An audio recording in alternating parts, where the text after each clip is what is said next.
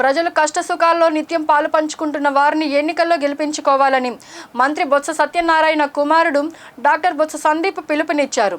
చీపురుపల్లి నియోజకవర్గం మెరకముడద మండలం బురదరాయి వలస బైరీపురం చినబంటుపల్లి గ్రామాల్లో ఉపాధి హామీ పనుల వద్దకు వెళ్లి ప్రచారాల్లో పాల్గొన్నారు. ఈ సందర్భంగా బొత్స సందీప్ మాట్లాడుతూ చీపురుపల్లి నియోజకవర్గం అభివృద్ధి కోసం సంక్షేమం కోసం అహర్నిహలు జగనన్న బొత్స సత్యనారాయణ చిన్నశ్రీను ఎంపీ మండల అధ్యక్షులు నాయకులు నిరంతరం పనిచేస్తున్నారని తెలిపారు. ఫ్యాన్ గుర్తుపై తమ అమూల్యమైన ఓటును వేసి ఎమ్మెల్యే ఎంపీలకు అత్యధిక మెజారిటీలతో గెలిపించాలని కోరారు.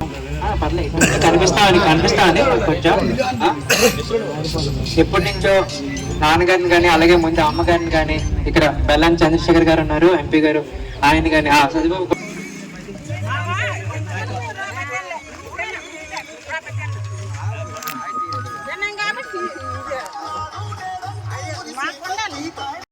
మీ అందరికి పేరు పేరున నా నమస్కారాలు.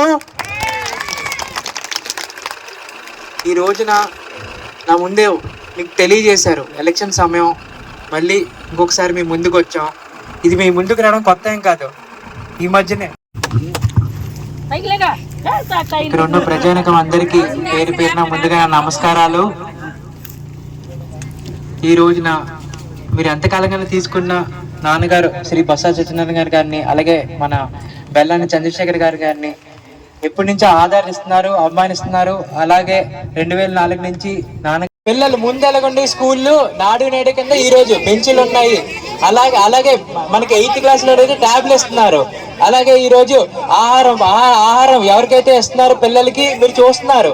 ఆహారం మన ఇంట్లో వాళ్ళకి ఉంటుందో లేదో తెలియని భోజనం ప్రతిరోజు ఒక మెనూ పెట్టి ఆహారం ప్రతిరోజు స్కూల్లో ఇస్తున్నారు.